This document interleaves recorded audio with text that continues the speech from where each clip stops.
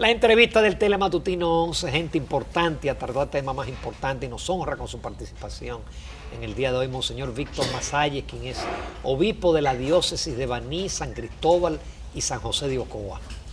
Buenos días, Monseñor. Buenos días. No me faltó ninguna provincia. No. Tengo 3 y con esta es suficiente.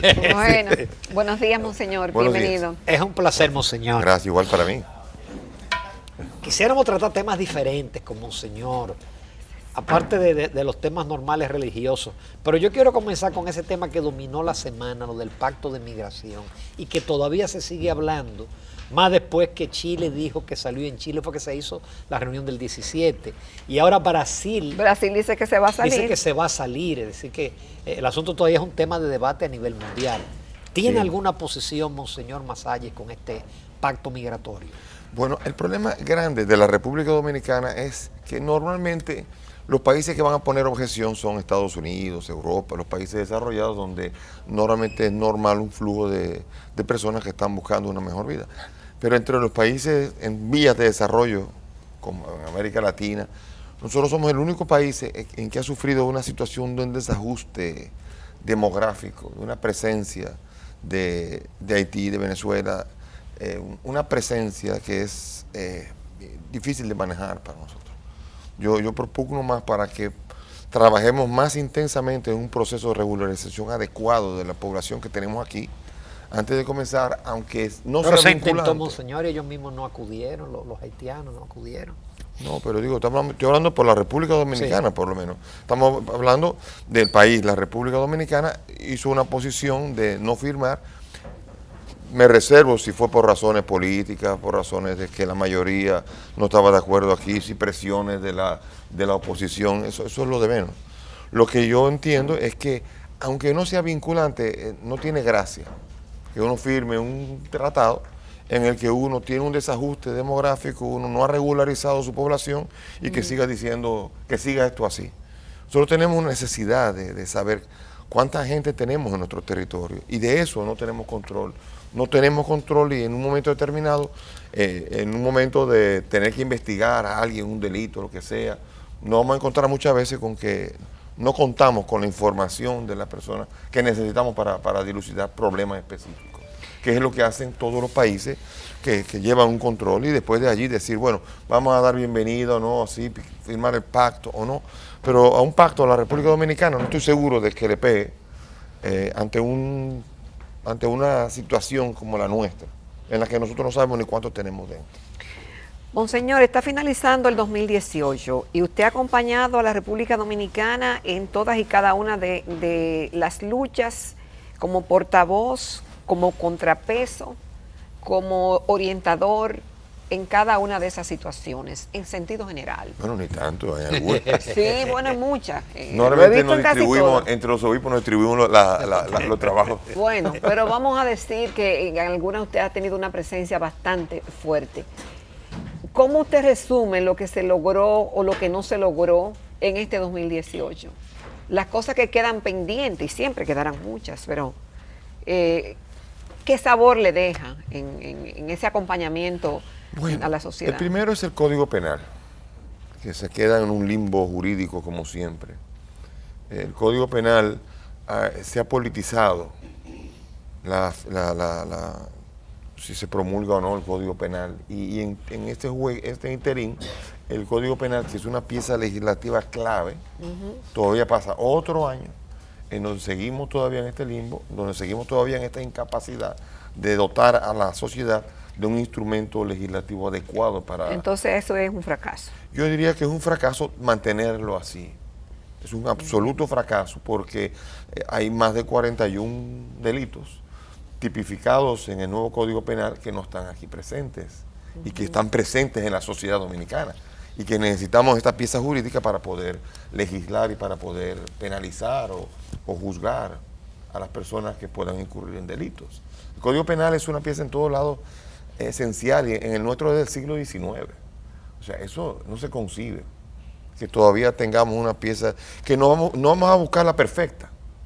Quizá haya muchas cosas que trabajar. Pero sabemos que el tema del aborto es el que no ha permitido. Sí, pero el tema del aborto está tan claro en la Constitución, que si un día nosotros podemos discutir la Constitución otra vez, el día que se vaya a discutir, se discutirá.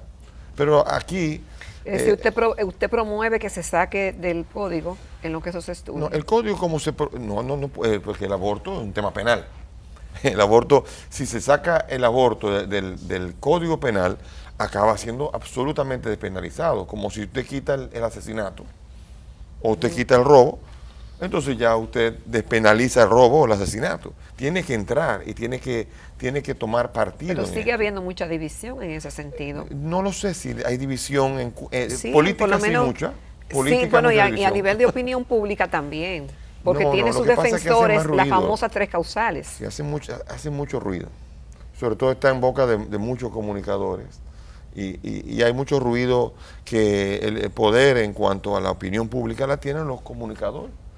Pero y la mayoría de los Pero comunicadores... sin embargo, las manifestaciones que han hecho las iglesias han sido muy importantes. Pues yo diría que sí, no sé. Han sido multitudinarias. Y en lo que va y viene, ya hay un código penal que fue propuesto. Ese código penal ciertamente penaliza el aborto, como lo penaliza, digamos así, indirectamente, o invita a penalizar la Constitución Dominicana, que es taxativa, que es radical en la defensa de la vida y que es inviolable. O sea, desde la concepción. lo que necesitamos es un código penal que se ajuste, que responda a una pieza legislativa respecto a la Constitución. Después, si la Constitución se modifica el Código Penal. Ahora permitimos que maten a la gente, permitimos el robo, pues cambiamos el Código Penal y se permite el robo. ¿Entiendes? Pero mientras el robo esté penalizado, tenemos que tener un Código Penal que penalice el robo, y así cada una de las cosas que constitucionalmente están establecidas. Eso es lo que diría yo. Es como que en lo que discutimos el tema, para ver si hay una ley aparte o lo que sea, ya el código debió haber pasado como está, porque el código no es justo, que por el tema del aborto, no, pero que la iglesia es intransigente, la iglesia no, la Constitución está ahí, y está ahí el Código Penal, ciertamente que responde con respecto al aborto a lo que dice la Constitución. Entonces, es que la Constitución no da resquicio a los llamados causales. No, la Constitución, no solamente esto, con respecto al tema dentro de la causal, porque la palabra causal es un instrumento, es una triquiñuela propia de las agendas internacionales que han buscado en todos los países despenalizar el aborto de manera libre, y que se comienza con la causal.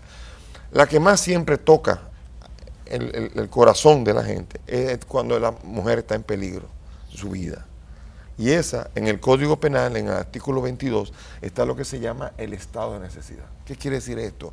Ese artículo que está propuesto allí en el Código Penal es que si también incluye en que si un galeno, un médico, tiene que bregar en una situación y actúa por causa de fuerza mayor, en una situación en donde tiene que actuar y muere la criatura, o actúa de manera como con las herramientas que tiene en el momento ahí, y tiene que actuar y demuestra eso, el médico no será penalizado. Y esto se llama... Y ya eso está. Sí, eso está en el Código Penal, en el artículo 22. Entonces, ¿qué pasa? Que es la situación más delicada cuando la mujer está en peligro, y contemplan en el artículo 22 que los médicos actúen en un momento en causa de fuerza mayor, pero asegurando de que no sea la famosa figura de la causal que después se abre y permite el aborto libre, sino que siempre que se actúe cuando realmente está en peligro la vida de la madre. Entonces ahí sí se asegura que se actúa bajo causa de fuerza mayor y se actúa en lo que se llama el estado de necesidad. Es con el tema de los casos de violación o de incesto. Esto no son, se pueden discutir, pero no está en peligro nadie. O sea, una cosa es después, si uno quiere, en una discusión posterior, discutir cuando está el incesto, pero en el incesto no hay ninguna persona en peligro. Cuando no es viable la vida, por ejemplo, en el embarazo ectópico, ya están los protocolos de salud pública, ya están los protocolos que dicen cómo actuar. O sea, no hay que legislar con respecto a situaciones en las cuales es inviable la vida, y que ya hay protocolos en los cuales se ha dicho cómo actuar.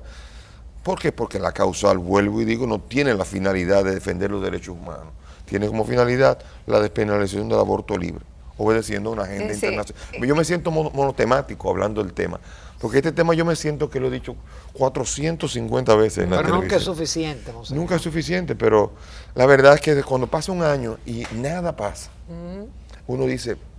bien, Es frustrante. no, no, frustrante no. O sea, es frustrante para la sociedad. Porque cuando hay delitos que el antiguo Código Penal, o el actual Código Penal del siglo XIX, no tiene las herramientas para penalizarlo, vemos nosotros como los crímenes no ayudan a una sociedad. Y el orden jurídico tiene que ser defendido. De otra manera, entonces estamos... Bueno, siempre pasamos 20 años para una ley de partido y lo que logramos fue una cosa que no sabemos lo que es, Exacto. ni qué le va a pasar en el Tribunal Constitucional. Exactamente. Monseñor, esa es una de las tantas temas pendientes que tenemos como sociedad y que durante este año, como usted dice, pasó el 2018 y no se logró que tuviéramos un código penal. ¿Qué otra cosa queda pendiente a su modo de ver? Bueno, hay muchas cosas pendientes, pero vamos a decir, yo diría que se puede definir. Yo creo que habría que hacer algún tipo de trabajo en definir que en la propaganda política no se haga a lo largo de todos los 4 años. Eso no ocurre en ningún país, como que no sé, a lo mejor me equivoco, pero como que uno no piensa en esto, en que aquí parece que la diversión número 1 que se quiere proponer a la sociedad es el mundo político. Y estamos en el 2018 y es para el 2020. Y estamos todavía, hemos hecho un circo de esto. Y ponemos en primera fila las discusiones si va a haber elección o si no va a haber elección. En el 2018. Exacto. Y eso es como también frustrante porque la sociedad tiene otros problemas graves que afrontar. ¿Y de quién es la responsabilidad ahí, monseñor? ¿De los medios o de quién? Pues no lo sé exactamente. no soy yo quien digo, pero estoy hablando de que la situación en donde se politiza todo, eso acaba siendo algo que hace daño, sea a nivel de maestros, a nivel de médicos y a nivel de cuando hay sindicatos y se ha politizado todo y no hay la posibilidad de que los instrumentos y las discusiones técnicas y las situaciones reales de agenda se afronten de verdad. Porque yo en Baní yo tengo los problemas de siempre desde que yo llegué. Delincuencia. Yo llegué, fui nombrado en el 2016, diciembre, y en 2017 llegué y tengo como repetitivamente he estado hablando de los problemas. La canalización del río de Baní. Si hubiese un día, no quiera Dios, una tragedia de un huracán que pase como pasó David, esto se acabó. O sea, Santa Rosa Cementerio. Después las aguas residuales en Santa Rosa mismo, es una cloaca. En el norte de Baní, de la ciudad, entonces no solamente, nada más que de la ciudad de Baní, en el norte los ciudadanos no tienen acceso al agua, tienen que salir a buscarla en cubeta, porque no hay salida de agua. Hay agua, pero no hay salida de agua. Se ha solicitado 1 y 100 veces. El puente del Pueblo Nuevo, donde hay unos yoleros que están cruzando a la gente. ¿Por qué? Porque no hay el puente se cayó hace no sé cuántos años y se discute de cuándo se va a hacer. La presa de La Gina, que está discutiéndose desde hace años, para que el agua en Baní pueda resolverse. Esos son problemas que parece mentira, Baní el asunto de la Baní con Valdés ahí. Sí, ¿cómo se llama? La zona franca de Baní, que ahora parece que va a comenzar a reclamar información la Procuraduría, la Fiscalía de Baní. Son situaciones en donde uno llega, son 2 años, y uno permanece como una burbuja así, y los problemas no se resuelven. Y aquí estamos discutiendo que en marzo el presidente va a decir si va o no va. Eso sí. Entonces digo, aquí hay una situación de injusticia, porque me imagino que como Baní, los demás pueblos tienen que estar pasando. No, la frontera está peor, monseñor. Bueno, me imagino, no tengo la menor duda. Entonces, por esto, este es un país que se ha centrado en lo que ocurre en la capital y en Santiago. Y un país que se centra en esto. Y no hay centro de atención primaria, no hay situaciones de desarrollo donde se paraliza. Barahona era un pueblo con un puerto que era extraordinario, San Pedro, y todo se va llevando a la capital. Y se va centrando en la vida de la capital y de lo que se está discutiendo.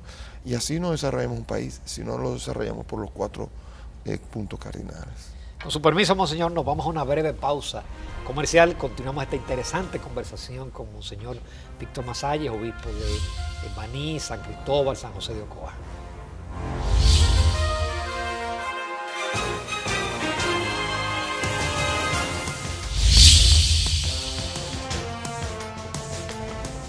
Esta mañana estamos conversando en Telematutino 11 con Monseñor Víctor Masalles, quien es economista, pero es obispo de la diócesis de Baní, San Cristóbal y San José de Ocoa. Monseñor, hay muchas críticas. Si traemos a sociólogos, si traemos a politólogos, si traemos a expertos de género y demás, nos hablan de que la sociedad dominicana está en crisis, que está en una crisis de valores, que el tema de la corrupción y de la impunidad domina, que como es arriba entonces filtra para abajo y que eso no incentiva, que la juventud no tiene oportunidades y que los modelos que ven de ascenso social están distorsionados porque o vienen del narco, o vienen a veces de la política como medio de ascenso vertiginoso social y económicamente. Entonces, en medio de esta distorsión, ¿quiénes somos los responsables? ¿Quiénes son los responsables? ¿Y qué se puede hacer según su punto de vista? Ese es un punto que es muy abierto, pero sí, nosotros no contamos en este momento con una institucionalidad que sea capaz de afrontar la corrupción. La corrupción viene por un proceso de una debilidad de la institucionalidad de una nación. Cuando no hay institucionalidad... ¿Hasta dónde usted cree que eso daña? Daña porque no hay posibilidad de penalizar, no hay posibilidad de entrar en un régimen de consecuencias. Ese es el problema, que la debilidad institucional permite que haya una impunidad, porque no es la corrupción el problema es la impunidad. Porque la corrupción normalmente, hay algunos que dicen que siempre hay un pequeño corrupto en cada uno de nosotros, que tiene que ser inhibido, o pero no es así. Quieto, tiene que tener la coerción de un sistema judicial independiente, que sea capaz de ser imparcial y que sea capaz de educar a una nación en un régimen de consecuencias, es la única manera de enfrentar la corrupción. Y no lo tenemos, no contamos con él y no aparenta que haya la intencionalidad de crear un poder judicial que sea capaz, igual que el legislativo. O sea, todo aquí se baja por líneas, pero es que tenemos esa costumbre incluso a nivel de partidos que ni siquiera están en el gobierno. Hay partidos que no están en el gobierno y que tienen una línea de que todos tienen que hacer esto, o sea que vienen todos como una especie de ejército uniformado, pero no permitimos que la creatividad de las personas entren a colaborar en el mundo político. ¿Y la fe y la religión en medio de este panorama? Bueno, la fe ¿Qué papel juega?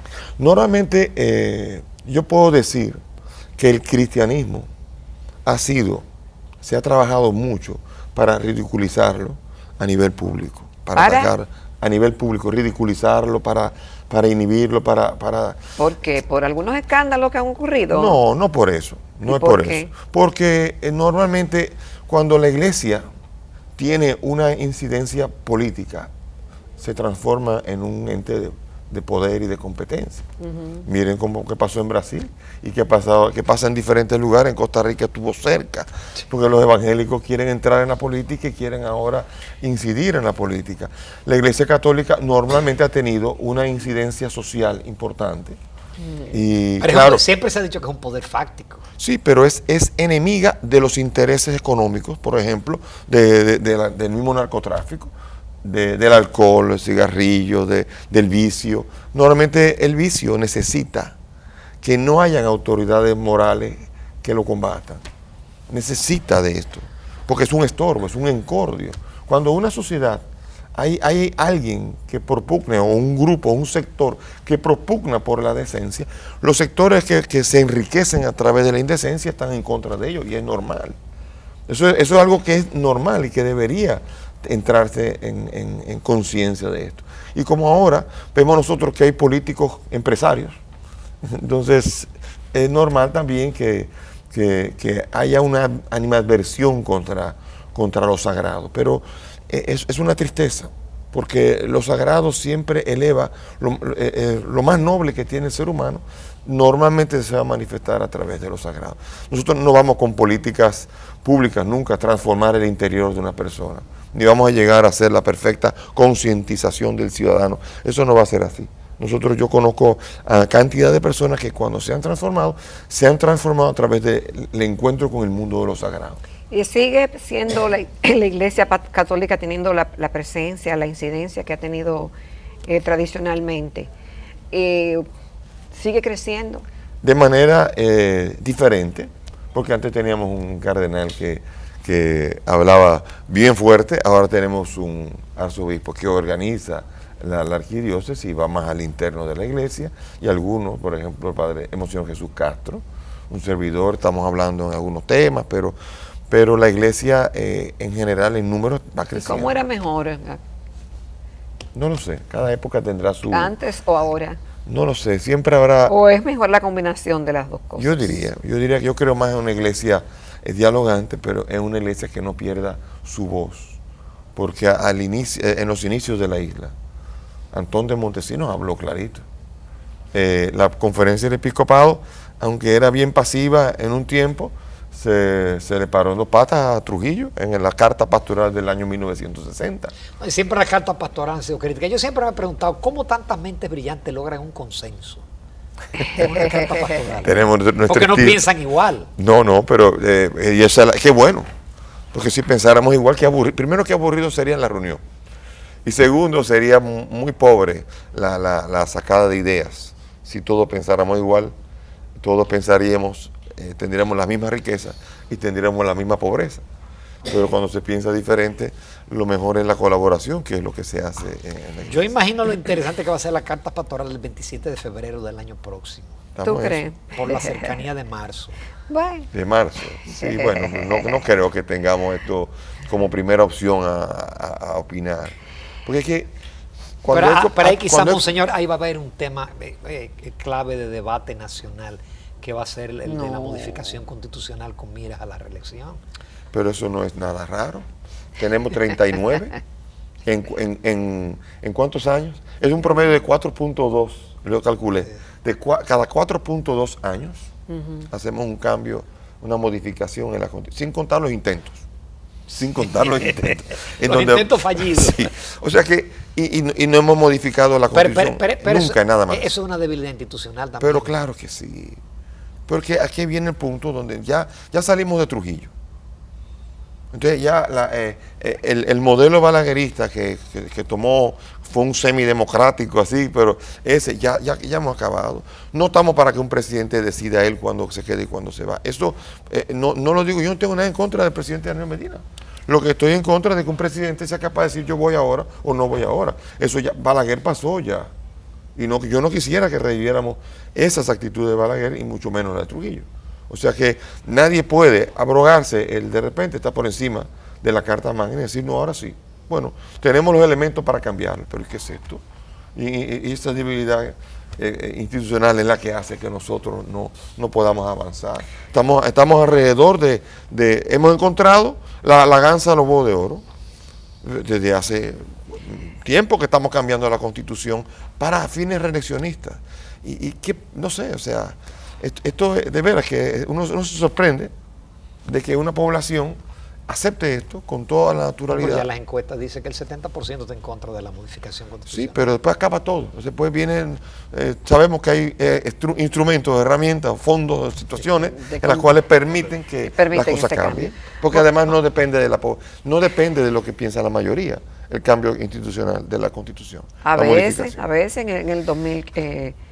estamos en el 18. En 2004. En 2015. En 2015, sí. Bueno, en 2015, vamos a ver. No, en el 2015 la gente estaba con la reelección. Claro, y el cambio constitucional. Tiene un nivel de popularidad elevado. Por eso, no sé, este tema es un tema que hace daño. Eso se lo digo a quien sea, a cualquier político.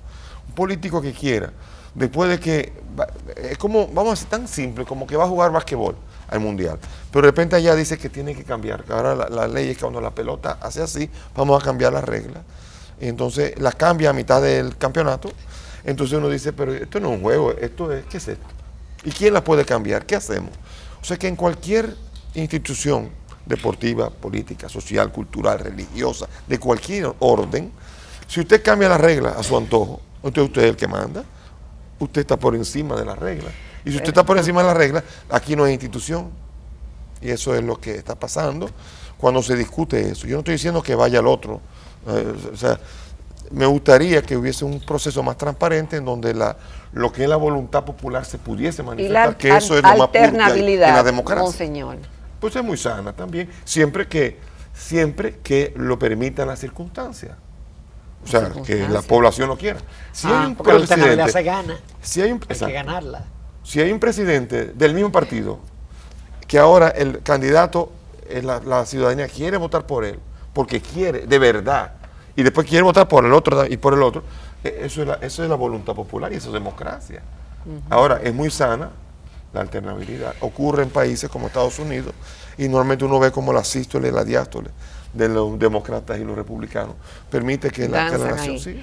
Monseñor, el crecimiento de la iglesia evangélica en la República Dominicana ha sido en detrimento de la iglesia católica. No, estoy seguro que no. Yo creo que un 18% de la población no es lo que más daño le hace a la iglesia católica. Lo que más daño le hace a la iglesia católica son las encuestas que dicen que hay un 30% de personas que no tienen religión, que son ateos. Eso es lo que le hace daño. Eso es culpa de la iglesia también. La iglesia tiene una responsabilidad. ¿En qué sentido? Porque la iglesia es la que tiene que trabajar en la evangelización, y cuando hay personas, cuando hay un 30% de personas que dicen no creo en la religión, no tengo religión, la iglesia católica tiene que cuestionarse, tiene que tener la valentía y las agallas de cuestionarse, que no es por los abusos, Y ese porque no se ejercicio- crea que un par de abusos y ese son los que ejercicio dañan. se Pero hace dentro de la será iglesia. falta de que dinamismo. en este mundo actual es tan difícil el adoctrinar a la gente con tantas tentaciones, un mundo que te dice que es lo material, que es el dinero, que es... Bueno, pero ¿dónde está la No, y que a creatividad? veces, Porque el comercio tiene creatividad, ¿por qué nosotros no podemos tenerlo también? O sea, tenemos que aprender a tener, a eso es que yo me refiero. Por ejemplo, Pero, en las monseñor, hay vocaciones. un paréntesis. ¿Ese nivel de cuestionamiento ha llegado al seno de la Iglesia Católica Dominicana? ¿Cuál es el seno de la iglesia católica?